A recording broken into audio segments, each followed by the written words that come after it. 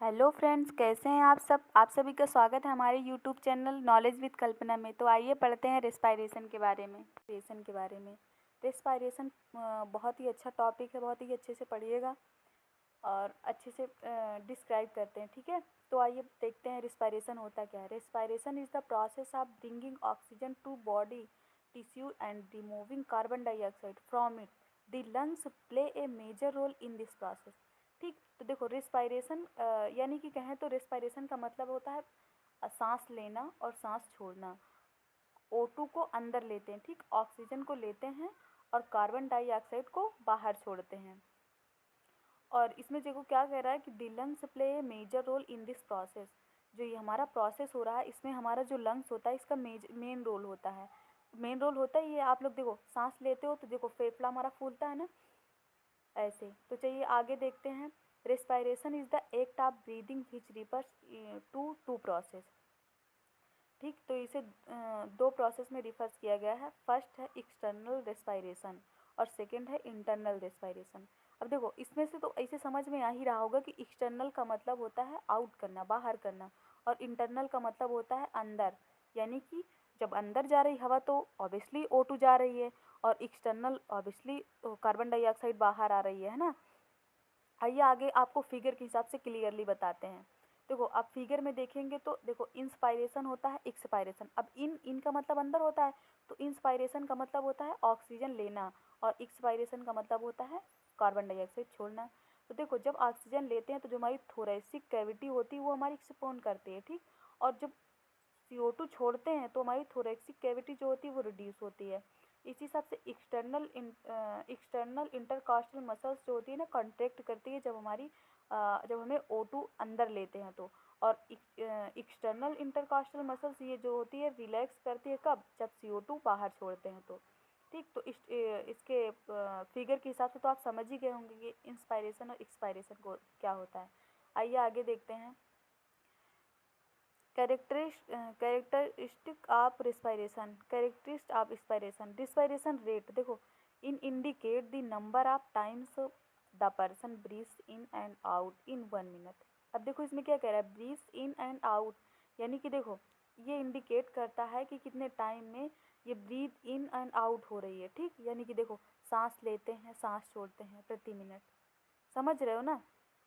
तो जो सांस लेते हैं और सांस छोड़ते हैं यही हमारा रेस्पायरेशन रेट होता है, ठीक है। तो आइए सेकंड पढ़ते हैं। सेकंड पे हमारा आता है डेप्थ। अब डेप्थ क्या होता है, it is estimated by observing the movement of chest during inspiration which may be deep और सैलो। तो बात करें देखो इट इज स्टिमुलेटेड, यानी कि बात करें जो हमारा डीप होता है, डीपली सांस लेना, बहुत भरी से सांस लेना फिर छोड़ना, ठीक। तो हम जो डीपली सांस लेते हैं डीप इन डीप, वो हमारा डेप्थ कहलाता है। होता नहीं है कि सुबह सुबह कहते थे बढ़िया डीपली सांस लो, मतलब थोड़ा सा लंबी सांस लो, ठीक है। और फिर रिदम क्या होता है, यही हमारा जो सांस लेते हैं सांस छोड़ते हैं मतलब O2 लेते हैं और कार्बन डाइऑक्साइड छोड़ते हैं, हमारा रिदम हो गया, ठीक। नेक्स्ट देखेंगे some terms of respiration. Respiration के कुछ टर्म्स टर्मिनोलॉजी होती है, ठीक। तो फर्स्ट है टैकीपोनिया। टैकीपोनिया क्या होती है, टैकीपोनिया हमारी होती है an increase respiratory rate more than 24 beats per minute. अब देखो ये 24 बीट्स पर मिनट जो है ना, इससे अगर अबव होती है, इंक्रीज होती है, यानी कि इससे ज़्यादा होती है, ठीक। अगर जब इससे ज़्यादा होती है तो दैट इज कॉल्ड टैकीपोनिया। और ब्रेडीपोनिया क्या होता है, देखो 10 beats in minute, 10 beats per minute से कम होती है, ठीक। अगर 10 बीट्स पर मिनट से कम होती है तो वो हमारा ब्रेडीपोनिया हो गया। ये बहुत रेयर कंडीशन होती है हमारी, ठीक। लेकिन टर्मिनोलॉजी में इसे ब्रेडीपोनिया कहते हैं अगर इससे कम हो गया तो, ठीक। फिर नेक्स्ट देखेंगे हमारा पोनिया, ठीक। तो अपोनिया क्या होता है, total session of breathing of respiratory rate. इसमें क्या होता है कि जो हमारी ब्रीदिंग नहीं होती है यहाँ तक कि कुछ टाइम के लिए स्टॉप हो जाती है, मतलब बहुत ही रेयरली होती है, ठीक। फिर उसके नेक्स्ट आता है हाइपरपोनिया। हाइपरपोनिया में क्या होता है कि बहुत ज़्यादा सांसें फूलने लगती है, जैसे मान लो कहीं से दौड़ के आओ तो बहुत ज़्यादा सांसें फूलने नहीं लगती, वो हमारी होती है हाइपरपोनिया। फिर नेक्स्ट देखेंगे कैरेक्टरिस्ट ऑफ रेस्पिरेशन। ये देखो अभी हमारा रिपीट हो गया ना, रेस्पायरेशन रेट वही रेस्पायरेशन मतलब सांस लेना सांस छोड़ना, यानी कि O2 को लेना और CO2 को एक्सेल करना, यही हमारा है। और फिर डेप्थ आ गया, डेप्थ में डीपली जो सांस लेते हैं, बहुत लंबी सांस जो लेते हैं फिर छोड़ते हैं कुछ देर तक रोक के, ठीक, ये हमारा डेप्थ हो गया। और ये रिदम प्यूवेनी indicate the equal interval between two respiration.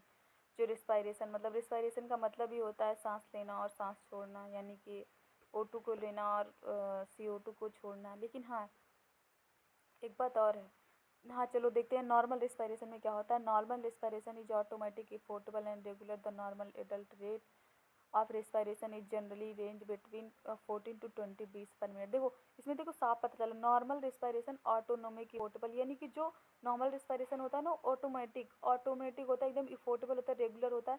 देखो वो नॉर्मल टाइप से सांस आपकी आती जाती रहेगी, ठीक। वो रिस्पायरेशन जनरली देखो ये 40 to 20 होता है बीट्स पर मिनट, ठीक।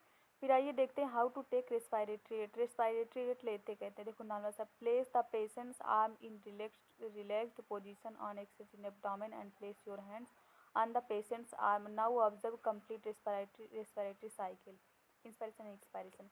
देखो तो इसमें सबसे पहले क्या करेंगे, अपने आर्म से मतलब अपनी भुजाओं को एकदम रिलैक्स कर लेंगे, ठीक। उसके अंदर पोजीशन अब ये क्रॉस कर लेंगे, हाथ को अपने पेट पे रखेंगे और उसके बाद में फील करेंगे कि सांस, फिर सांस लेंगे सांस छोड़ेंगे। देखो आइए फिगर के हिसाब से हम आपको दिखाते हैं। देखो ऐसे हाथ रख लेंगे, उसके बाद में उसके ऊपर से हाथ लेके आप हाथ रखेंगे ना, देखो आपको ऐसे ही पता चलेगा कि हाँ सांस ले रहे हैं फिर सांस छोड़ रहे हैं, ठीक है।